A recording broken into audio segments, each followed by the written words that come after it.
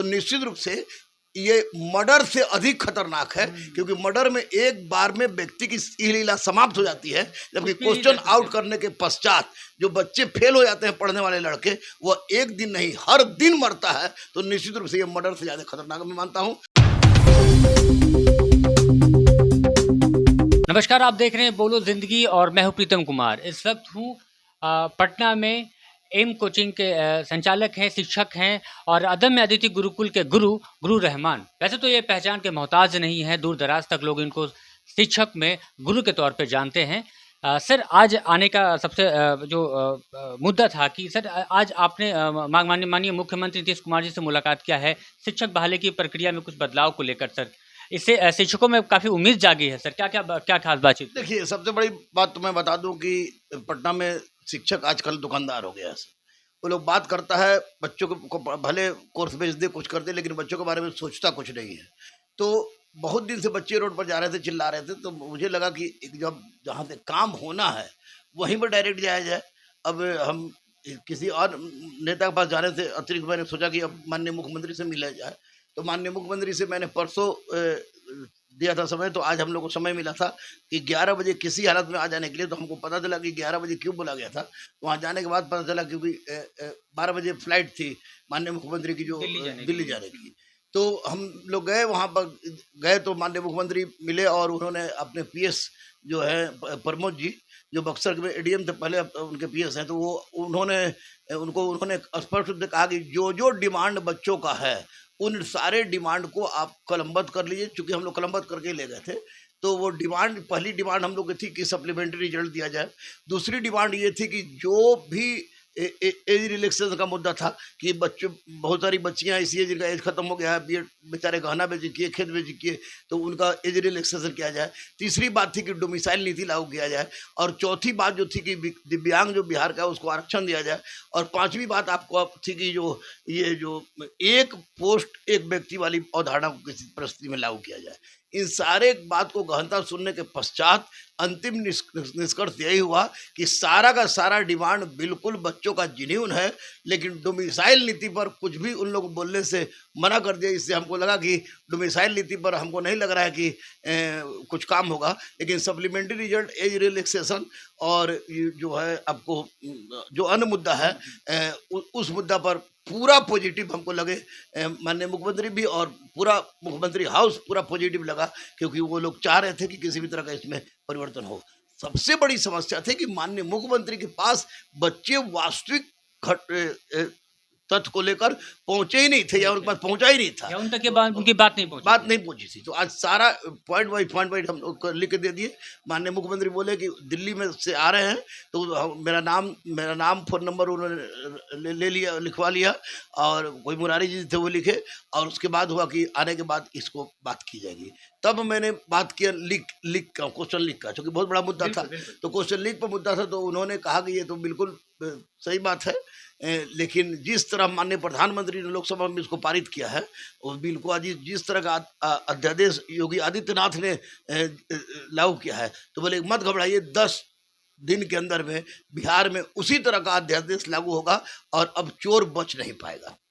यानी शिक्षकों के लिए ये बहुत बड़ी बात है, एक बहुत बड़ा सुकून भरा बात जो है वो गुरु रहमान सर ने कहा है कि बहुत कुछ जो मुद्दे हैं उन्हें नीतीश कुमार ने आश्वासन दिया है कि उस पर बदलाव किया जाएगा, लेकिन डोमिसाइल नीति पर वो अभी कुछ कहने से बच रहे हैं। हाँ, बिल्कुल। लेकिन उम्मीद है कि अगर शिक्षकों का जो लगातार प्रयास है, गुरु रहमान सर का प्रयास है, कि कुछ उसमें नीति आगे भी बदली जाएगी। ये तो शिक्षकों के साथ आप शुरू से खड़े रहे हैं सर। मैं, कोई भी शिक्षक हो, दरोगा हो, सिपाही हो, बीपीएससी हो, यूपीएससी हो, स्टूडेंट्स अगर है तो उसकी समस्या के लिए मैं खड़ा रहता हूँ। मैं किसी पार्टी का प्राथमिक सदस्य भी नहीं हूँ, लेकिन एक गुरु होने के नाते ये फर्ज बनता है कि जो छात्र और छात्रा है, हमारी बेटी और बेटा है, और उनके लिए संघर्ष करना अहिंसात्मक कानून की परिधि में रहकर, इसको मैं अपना कर्तव्य समझता हूँ। और वहीं सर पेपर लीक पर भी बात हुई, पेपर लीक पे भी चर्चा हुई मुख्यमंत्री से आपका।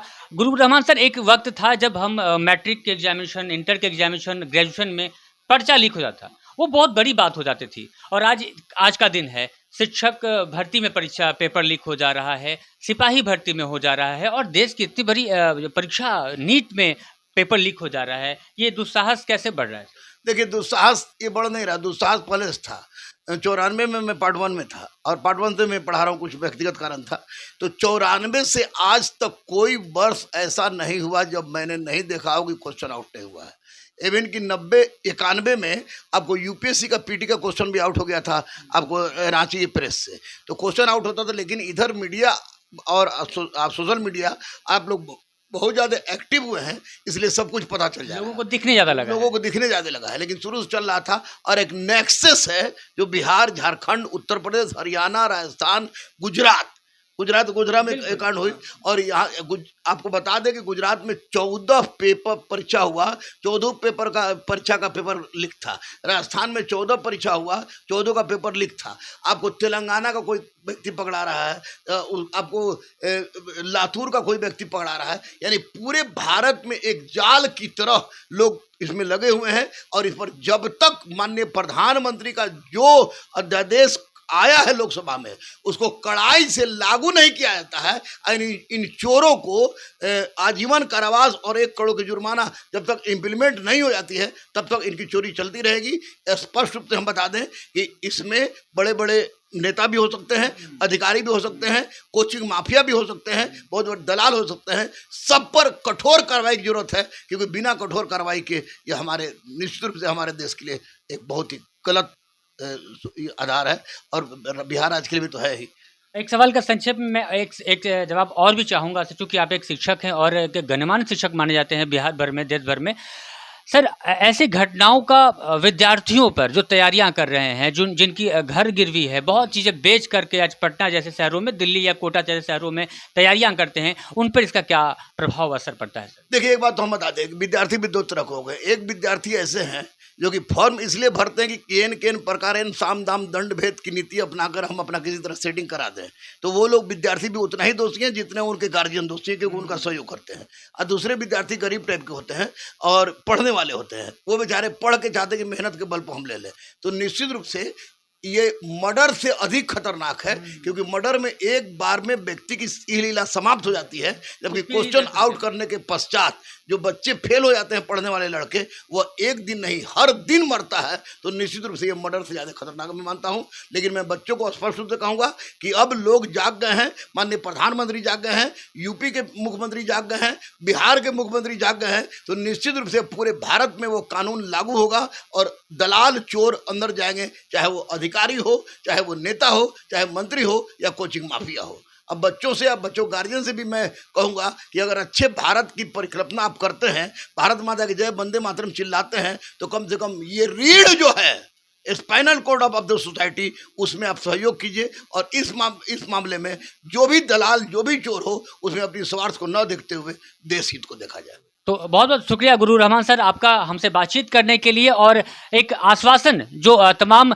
परीक्षार्थियों को, विद्यार्थियों को मिल रहा था, खुलकर कुछ मुद्दों पर समाधान के लिए मुख्यमंत्री से इनकी बातचीत हुई। और उम्मीद करते हैं कि गुरु रहमान सर के इस जिस तरह से मुख्यमंत्री से मुलाकात इन्होंने किया और आश्वासन मिला, आगे उम्मीद है कि कुछ बड़ा बदलाव भी, जैसे कि डोमिसाइल नीति पर बदलाव अभी नहीं हो पा रही है या फिर उस पर करने से मुख्यमंत्री बच रहे हैं, उम्मीद है कि वो भी जल्द ही जल्द पूरा कर लिया जाएगा। बहुत बहुत शुक्रिया सर आपका। Thank you.